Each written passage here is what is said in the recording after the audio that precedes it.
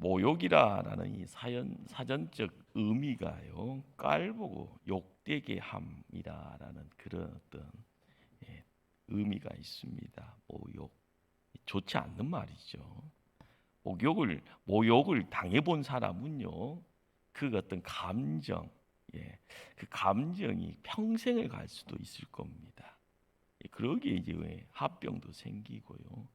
그것에 저항을 해서 사회에다가 회사에다가 법정 투쟁 같은 것을 할 때 그 스트레스가 엄청나다고 하죠. 그러다 보니까 그걸 견디지 못해서 자살하시는 분들에 대한 이야기들이 뉴스거리가 되어질 때가 많습니다.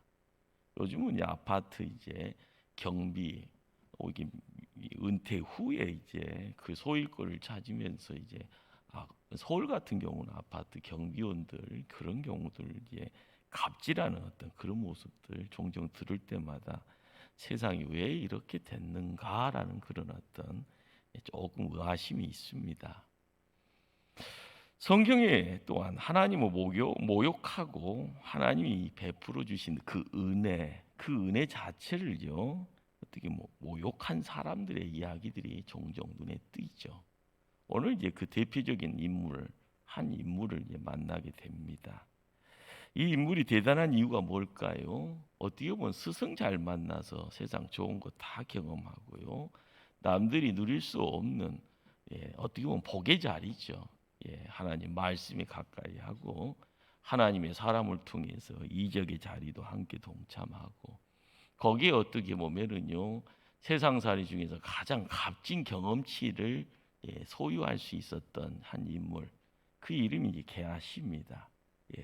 우리는 이제 이 사람을 사안으로도 볼 수도 있지만 성경이 이야기하는 내용은 사안 정도가 아니라 제자 정도의 관계성을 이제 갖고 있다 생각을 할 수가 있습니다. 이 자리에 이제 그 자리에 이제 등장하는 인물이 누군가 하면은 아람의 군대 장관 나아만 장군이 등장을 합니다. 이 나아만 장군은 육신에 어떻게 보면 강한 힘을 가지고 수만을 이끌 수 있는 용장술이 듣지만 자기의 힘으로 해결할 수 없는 근심거리가 있습니다. 그것은 어떻게 보면 몸으로 담고 다녀야 될 나병 있죠. 문둥병이라고 하는 나병, 한센병. 이것을 품게 되어지고 이것을 고칠 수 없게 해요. 아무리 용장 소리를 듣고 군대 장관이라 하고요. 그 또한 그 지혜를 통해서 아무리 많은 큰 재물을 갖고 있어도요.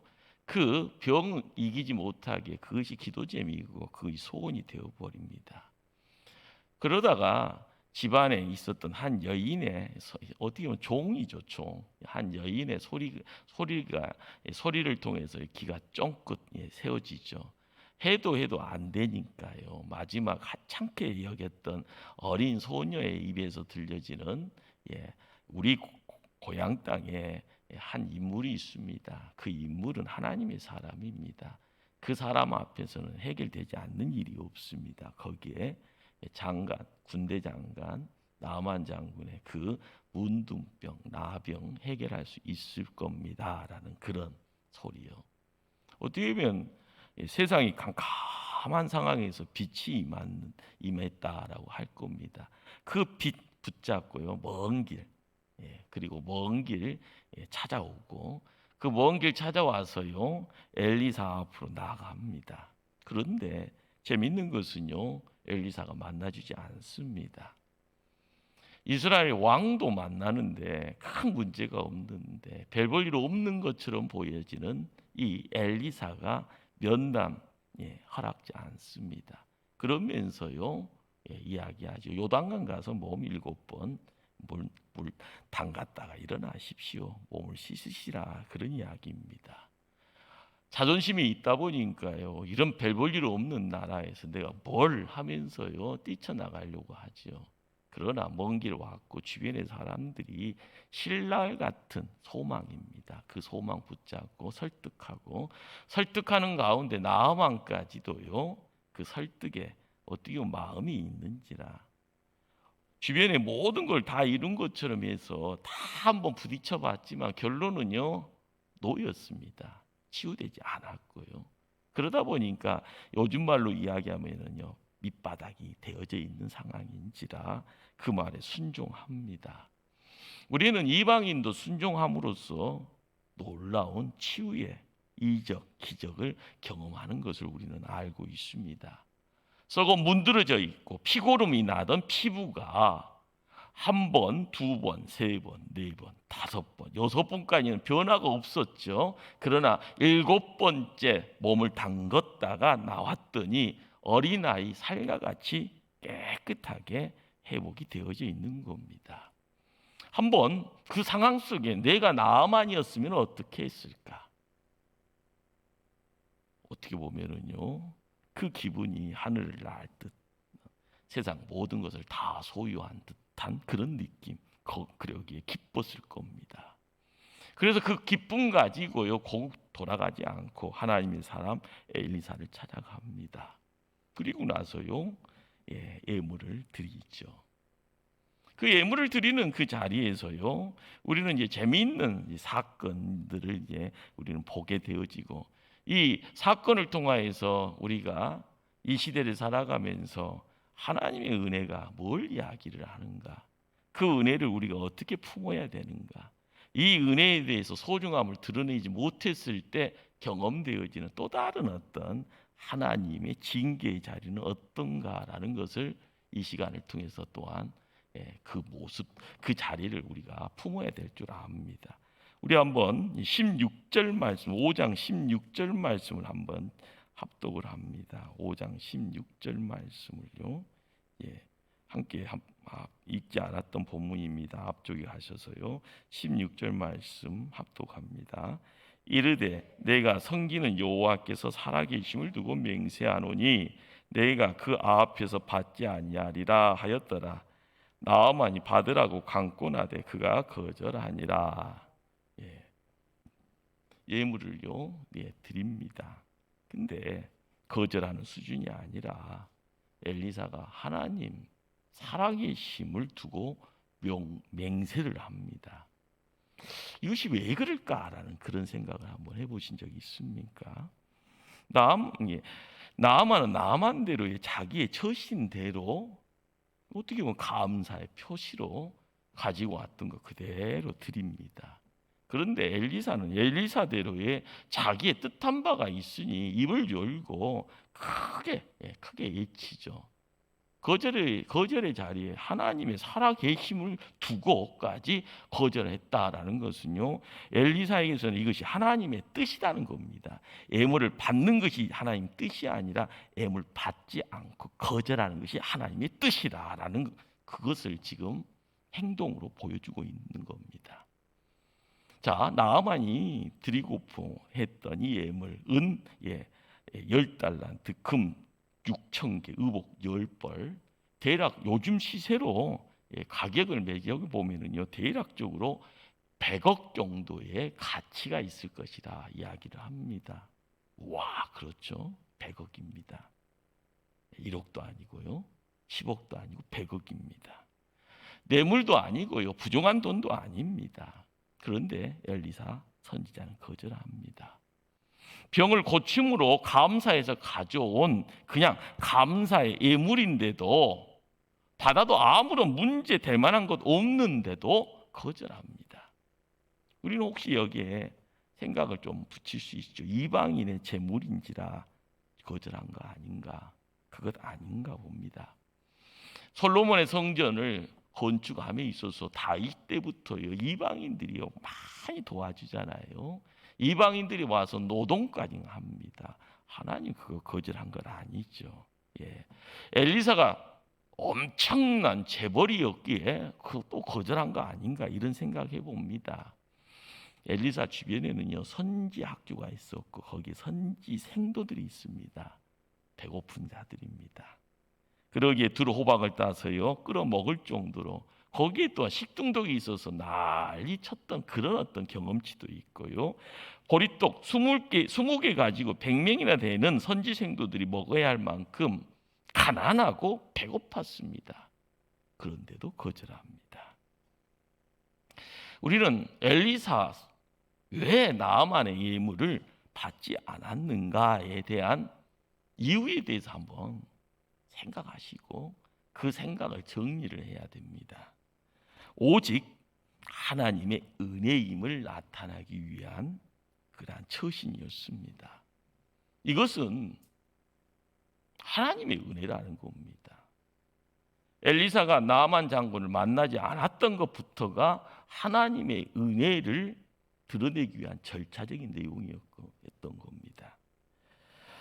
만약 예물을 받았더라면요, 나아만이 나중에요, 사람이 이제 하룻밤 지나고 한 일주일 지나고 한 달 지나고 나면은요, 나는 값게 대가 치렀으니까 당연히 정당한 그런 어떤 그런 결과물을 가지고 있는 걸로 처신할 수도 있을 겁니다.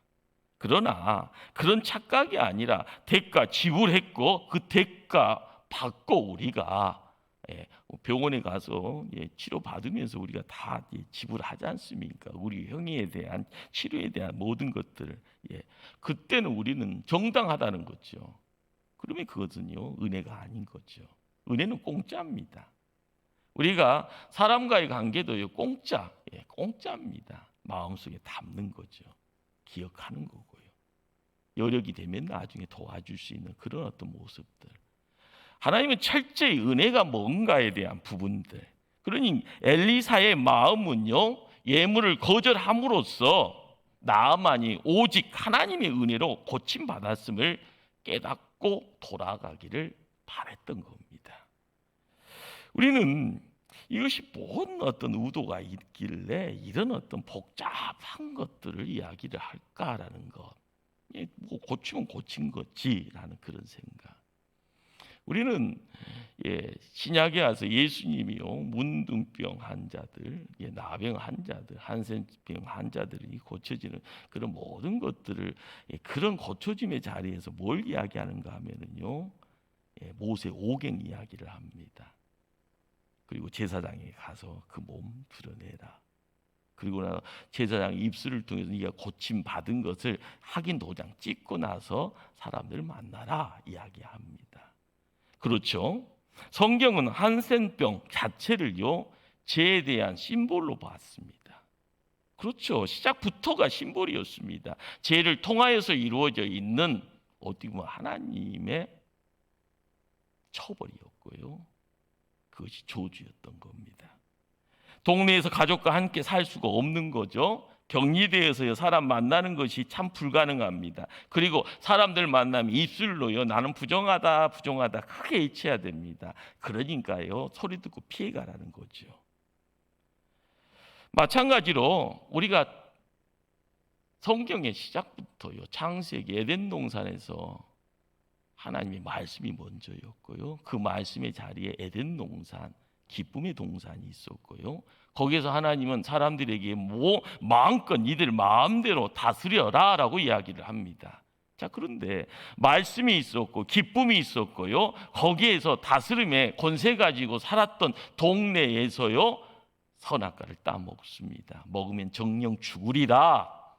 우리는 에덴 동산의 이야기를 통해서 알아야 될 내용이요, 왜 한센병과 이것이 오버랩이 되어지는가? 이게 영적인 어떤 내용들을 가지고 있고, 그 내용들을 깨닫게 되었을 때 이방인 나아만 장군을 통하여서 이야기되어지는, 그래서 엘리사 선지자가 하나님의 말씀지기로서 거기에서 나타난 그 자리에서 은혜를 이야기를 할 때 나아만이 은혜의 자리에 세움받는가, 그걸 주목하라는 겁니다. 선악과를 따먹고 나서요, 에덴 동산에서 내 침을 받습니다.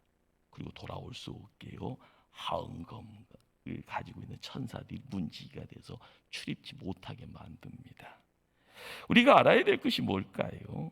하나님과 인간이 분리되어진다라는 것, 중간에요, 벽이 있어지는 그런 자리, 그 자리를 통하여서 우리의 모습이요, 만나고 싶지만 만날 수 없다라는 겁니다. 가고 싶지만은요, 장벽이 있어서 뛰어 넘어갈 수 없다는 겁니다. 죄 때문에요. 이 죄의 내용이 어떻게 보면 피부병처럼요, 몸에서요 뿌옇게 드러나서 고통을 가중시킵니다. 있어야 될 것이 사라지게 만듭니다. 그러다 보면은요, 사람이면 아프면 아프다고 이야기해야 되는데 통증이 사라져 버립니다. 그러다 보면은 생보다는 사가 가까이 있는 삶을 살아가는 그런 모습들이 바로 거기에 있는 거죠.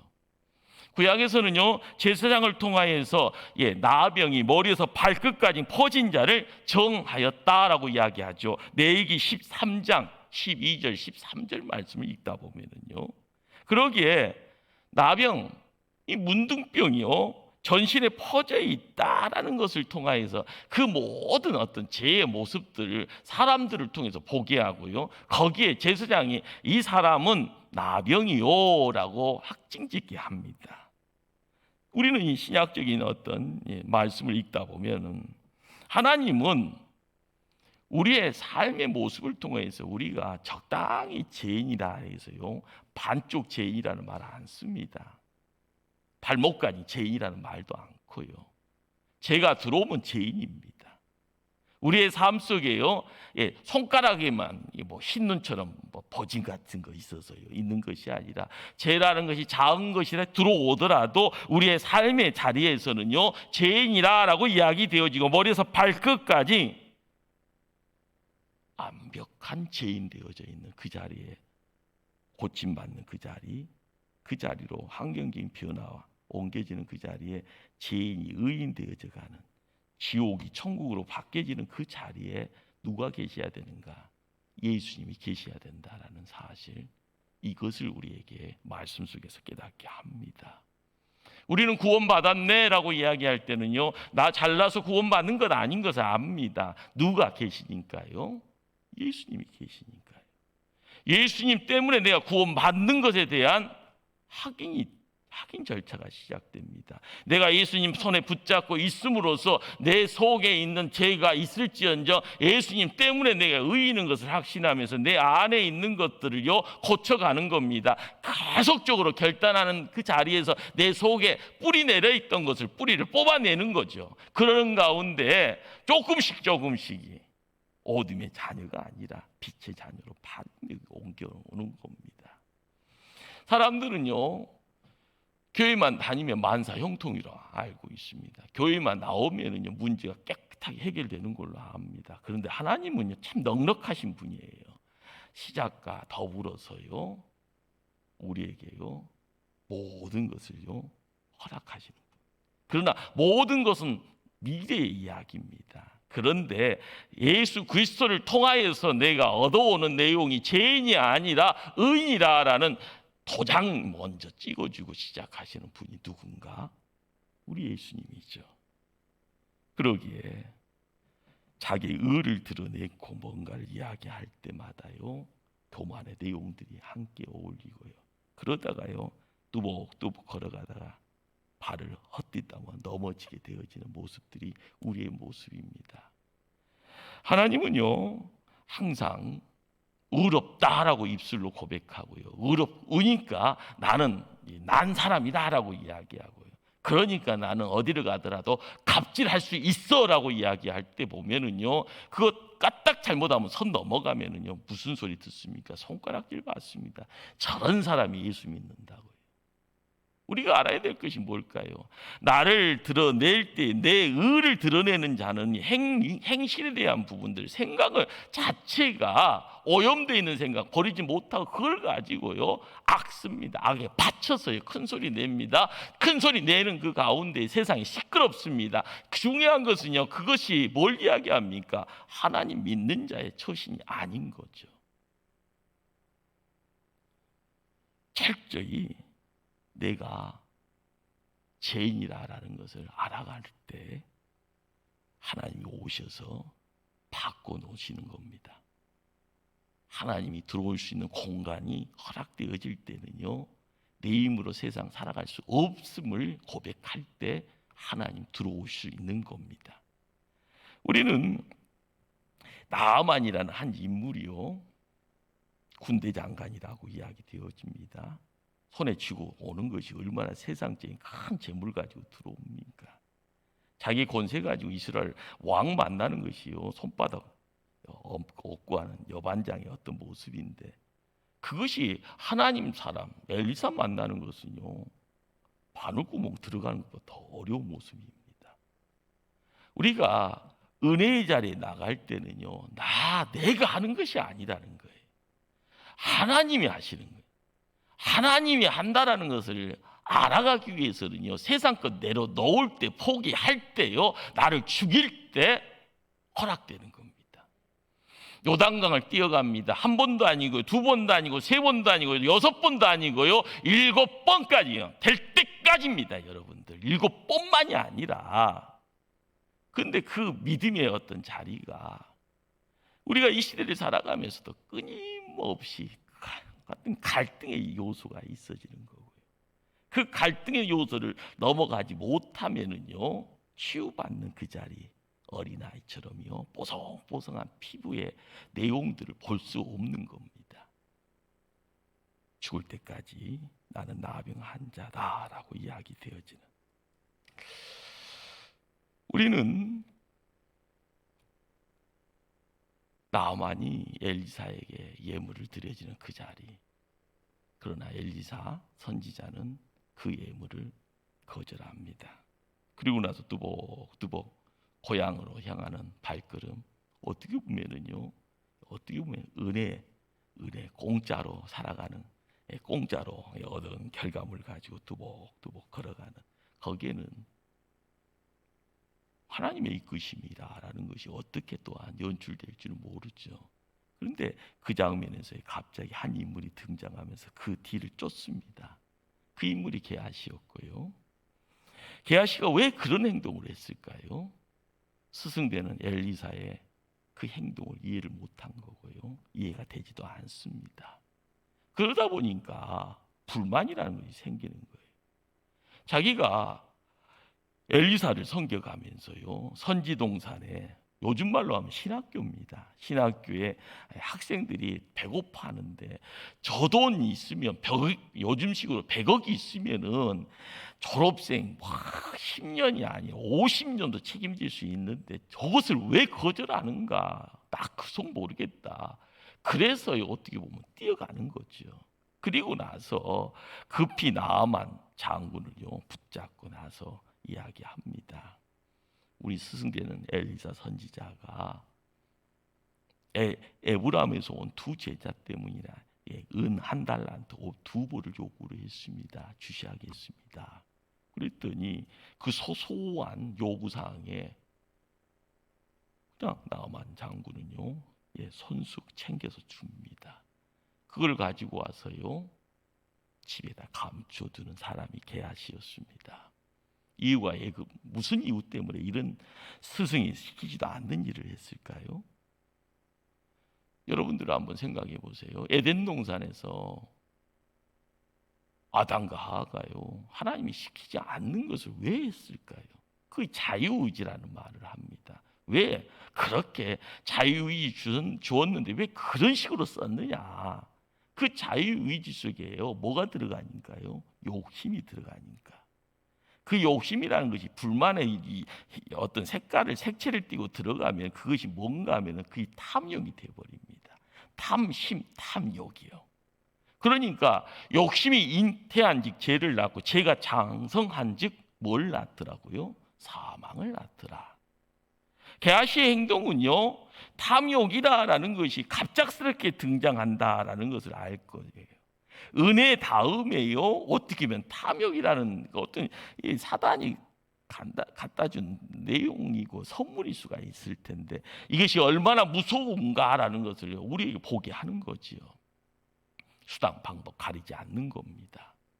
그리고 이 수단 방법을 가리지 않는데 왜 게하시가 수단 방법을 가리지 않는가? 이 속에요, 뭔가가 수단 방법을 가리지 않게 질주하게 하는 겁니다. 탐욕이 게하시를요 지배해버린 겁니다. 육신을 지배하는데 이 육신을 움직이는 것이 뭔가요? 마음이죠. 그 마음의 자리에 탐욕이 왕이 되어지니까 게하시를 뛰게 하는 거고요, 게하시의 입을요 참말이 아니라 거짓말을 할 수 있도록 용기를 주는 겁니다. 그렇습니다. 고속도로가 열리는 것처럼 쫙 빠집니다. 좋은 일이 아니라 악한 하늘이 아니라 땅으로요. 땅 속으로 들어가는 본인의 탐욕. 예. 그러면서 그 탐욕을 위해서요. 하나님의 사심을 통해서 맹세했던 엘리사 선지자의 그 목소리는 제물을 거절했지만은요. 이 게하시는요. 하나님의 이름을 걸고 또한 자기의 욕심을 챙깁니다. 한번 5장 20절 말씀을 한번 찾아가실까요? 예. 오늘 읽었던 본문 20절입니다. 하나님의 사람 엘리사의 사한 게하시가 스스로 이르되 내 주인이 이 사람 아람 사람 나아만에게 면하여 주고 그가 가지고 온 것을 그의 손에서 받지 아니하였도다. 여호와께서 살아계심을 두고 맹세하노니 내가 그를 쫓아가서 무엇이든지 그에게서 받으리라 하고, 여호와께서 살아계심을 두고 맹세하노니 하나님이 시킨 것도 아니에요. 스스로가 그렇게 탐욕의 자리에서 자기가 수단 방법을 가리지 않겠다 하면서 하나님의 살아계심을 두고 내가 나아만한테서 뭔가를 얻어오겠다라고 이야기를 합니다. 참 대단하죠. 예, 우리는 거짓말하는 이 게하시, 이 게하시가 나아만에게만 거짓말하는 것이 아니라 나중에는 스승되는 엘리사한테까지도 거짓말합니다. 너 어디 갔다 왔냐? 그러니까 아무데도 안 갔다 왔는데요? 하면서 거짓말하는 겁니다. 자, 그런데 이 거짓말하는 그 모습이요, 가장 중요한 것을요 포기했을 때 나타나는 내용이라는 거죠. 영적 분별력을. 우리가 신앙생활을 하면 하나님이 주시는 선물들이 나도 모르게 찾아 들어와서요 구비가 되어집니다. 내 안에요. 그러니까 신앙생활 잘하면은요 하나님 복 주신다라는 것은요 복 받을 그릇 준비가 내 안에서 하나님이 준비를 시키는 거예요. 그런데 밑빠진 독이 되어지면은 주시는 거 다 쏟아버리는 거예요. 그런데 게하시를 통해서 허락되어지는 것이 뭔가 하면은요 영적 분별력을 상실해 버렸다라는 거예요. 근데 이 영적 분별력이 뭔가 엘리사의 책망을 통하여서 우리는 그것이 이런 말씀이구나. 26절 말씀이에요. 엘리사가 이르되 한 사람이 수레에서 내려 너를 맞이할 때 내 마음이 함께 가지 아니하였느냐. 지금이 어찌 은을 받으며 옷을 받으며 감람원이나 포도원이나 양이나 소나 남주나 여자를 받을 때이냐. 야 이놈아 정신 차려 이놈아 하고 이야기하는 거예요. 우리가 삽질한다고 그러잖아요. 땅을 파야 되는데 얼어 있는데 삽질하면 그것도 참 힘든 거예요. 뭔가 있어야 될 때 뭔가를 크게 힘써야 되는데 힘써야 될 자리가 아닌데 힘쓰고 있으면 그거 헛수고라고 합니다. 그런데 뭐가 나올 구멍을 바라보면서요 뭔가를 열심히 땅을 파야 되는데 나올 구멍이 아닌데 뭔가를 하고 있다라고 할 때 그건 분별을 상실한 거죠. 하나님이 있는 사람이요 성도이면서 영적 분별력을 상실하게 되어지면 우리의 생각하는 거나 행동하는 거나 그 모든 것들이 세상에 소란이 되어질 수밖에 없습니다. 우리가 항상 깨어 있어야 될 때 깨어 있지 못한다 하면은요 기도해야 될 때 기도하지 못한다 했을 때 우리의 주변에 있는 사람들이 덩달아서 함께 죽어갈 수밖에 없고 고통받을 수밖에 없고요 계속적으로 잠잘 수밖에 없는 겁니다. 항상 왜 이런 어떤 이야기가 경고로 나타났는가 하면은 우리는 작은 것을 탐하다가 큰 것을 잃어버린 경우가 종종 많죠. 한 사람이 개인적인 어떤 욕심 때문에 그 욕심 나 살려고 하다 보면 주변에 있는 모든 큰 대를 상실할 수 있는 잃어버리는 그런 경우 엘리사 선지자가요 왜 이렇게 했을까? 하나님의 뜻에 대한 부분, 하나님의 은혜에 대한 부분들을요 깨어 기도하는 가운데 하나님이 주셨기에 그 붙잡고 처신했을 텐데 엘리사 선지자가 또 봤던 것이 뭘까요? 나라의 운명입니다. 우리는 성경 구약 성경을 읽다 보면은요 아람이요 때가 돼서 침공을 합니다. 나중에는요 사마리아를요 포위를 합니다. 그리고 나서 그 포위하는 그 가운데 우리는 이제 뭐 에레미야 선지자나 이사야 성경을 읽다 보면은 사람이 인육을 먹게 되어지는 그런 어떤 얼추근이 없는 극단적인, 사람이 자기 어린 자식을요 솥에다가 끌어서 배고프니까, 너무 먹을 것이 없으니까 그냥 극한적인 어떤 상황 속에서 사람이 할 수 없는 그 일을 자행하게 되어지는 나라가 아람 왕이에요.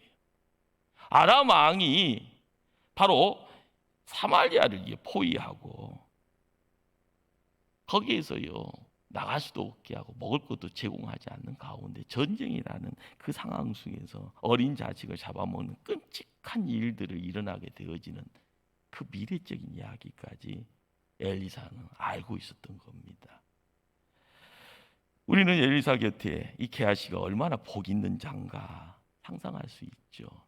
수많은 기사, 이적을 가장 가까운 곳에서 보고 듣고요 경험했겠지만 탐욕에 의해서 눈이 어두워버리니 자기가 행해서는 안 될 악을 행하고요 하나님이 제일 싫어하는 죄를 범하고 있는 탐욕이 노예가 되어져 버리니 신앙의 양심이 무너져 버립니다. 사람이 짐승되어져 가는 거고요. 죄가 죄인지도 모르고 나아갈 때 영적 분별력을 상실했을 때 나타나는 그 모든 것들이 주변에 있는 모든 이들까지 어렵게 힘들게 만들어가는 모습이죠.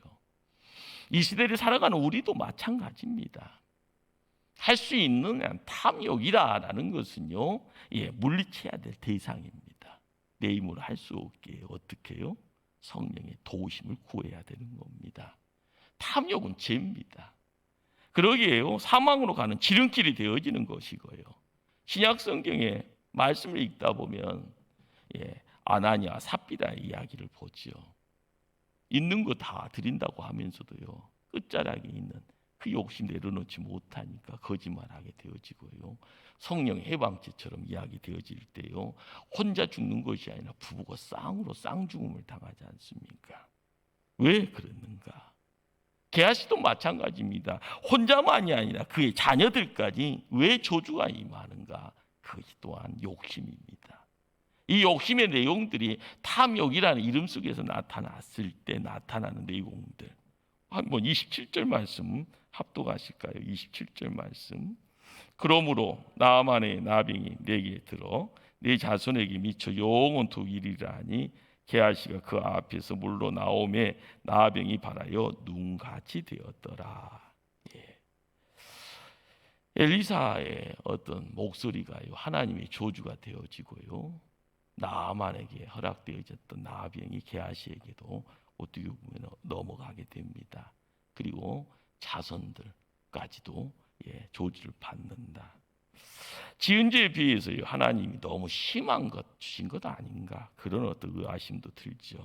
그러나 게하시가 지은 죄는요 단순한 도덕 윤리적 차원의 죄가 아닙니다. 우리가 알아야 될 것은 게하시는 값없이 베풀어 주신 하나님의 은혜를 모욕한 겁니다. 한번 인생살이를 뒤집어 보시길 바랍니다. 나는 괜찮은 것 같은데 모욕당하는 자는요 다르죠. 이 갑질이라는 것이 내 판단 속에서 내 경험치만 가지고 내 입장만 가지고 이야기를 합니다. 그런데 하나님은요 참 사랑 많으신 분입니다. 그런데 하나님의 사랑은 값없이 주는 사랑, 끝없이 주는 사랑, 참고 인내하는 그런 사랑을 드러내시는 하나님. 그런데 그 사랑을 모욕하는 자가 등장하면 하나님 품을 수 없다라는 거죠. 그러기에 우리가 세상 살아가면서 스승 엘리사의 처신과 제자되는 게하시의 처신, 그 행동의 자리에 하나님의 사랑의 심을 주창한 큰 소리 내면서 외쳐가는 그 자리에 보이지 않는 그 인생문이 열려지는 그 자리에 나아만도요 하나님의 은혜의 자리에 함께하지 않습니까? 그러나 하나님 살아계심을 이야기하는 게하시의 입술을 통하여서요 인간의 탐욕이 열매 맺게 되어질 때 자기에게만이 아니라 자녀들, 자손들까지 나병은 전염되어지듯이 대물림되어지는 역사가 있었던 겁니다. 항상 어떤 것이죠. 그 어떤 것에요? 욕심이다라는 이름이 함께 어울릴 때마다 우리가 깨달아야 될 것은요, 값없이 주시는 하나님의 은혜를요, 우리가 너무 값없이 여기는 모습이 되어질 때 그것은 하나님의 은혜를 모욕하는 것이고요, 하나님의 은혜를요 값으로, 돈으로 계산하는 그런 어떤 얼처거니 없는 모습이 되어지는 거고요, 하나님의 은혜를 헛되이 만드는 참 별 볼 일 없는 인생이 되어지는 겁니다. 오늘 하나님 앞에 얼마나 크고 무서운 죄를 범하고 있는 게하시, 그 게하시가 이 시대를 살아가는 우리의 모습이 되지 않을까 두려워해야 될 줄 압니다. 오직 하나님의 은혜로만 구원을 얻을 수 있노라. 우리가 은혜가 아니로고는 살아갈 수 없는 존재라는 것을 깨달을 때마다 날마다입니다. 어제만이 아니라 날마다, 오늘도 내일도요, 날마다 은혜 안에 거하기를요 결단하시고 날마다 그 은혜 안에 거하기를 또한 소망하셔야 됩니다. 그래야만이 나도 살고 내 자녀들도 살고 나의 지인들도 살고요, 함께 서로요 상겹줄 되는 거고 서로 윈윈하는 거고, 그 자리가 큰 은혜의 그릇 되어지면 하나님 복 주실 때 목포 초대교회가 하늘의 풍요를 담아가는 복된 이 땅에 천국 되어질 줄 믿습니다. 어려운 때입니다. 그렇지만 복의 그릇을 준비하는 지혜로운 하나님 일꾼들로 자리매김하기를 기도할 수 있기를 바랍니다. 기도하십니다.